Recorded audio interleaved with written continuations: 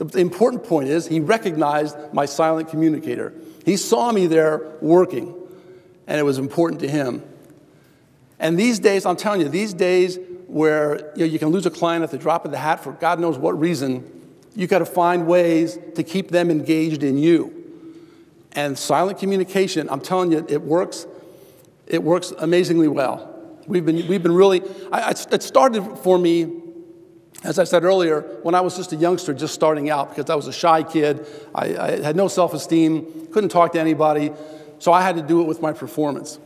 And over the course of time, especially 15 years ago when I talked to my clients and they told me that, and I started to think about it, I said, these are all things I do silently. So they're paying attention. And that's when I started putting it all together. And then came the books. But it works. And anybody can do it. And it doesn't cost anything. I mean, that's the beauty of it. It doesn't cost you anything. And it works not only in business, it works in your personal life as well. Trying to build a new friendship with someone, pay attention to the silent signals. And there are others who want more engagement. They want to be able to work with a reporter who can communicate with them and converse a little bit about the news of the day, that sort of thing. Which, by the way, that's another silent indicator. If you're unable to communicate with your clients about just basic local news, and they say, Mary, did you watch the news last night? Did you see what they were talking about the new development that's going to happen down here in the city? And you say, no, I was watching Dancing with the Stars. Well, that tells them a lot about who you are and what your interests are, right? And so you got to be careful. Some people hear that, and they get an opportunity coming up for some big case later on, and they may think, because of your viewing habits and whatnot, that you may not be the right person for this job.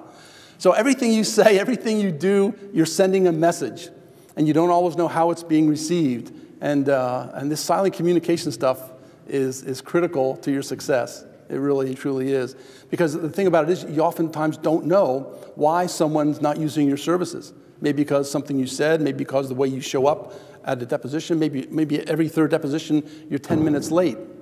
Well, that's not good enough for them on the big case. On the run-of-the-mill stuff, it's fine.